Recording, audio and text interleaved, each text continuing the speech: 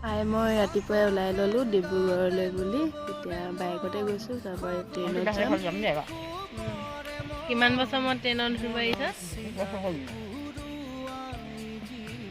জানো 10 বছৰ।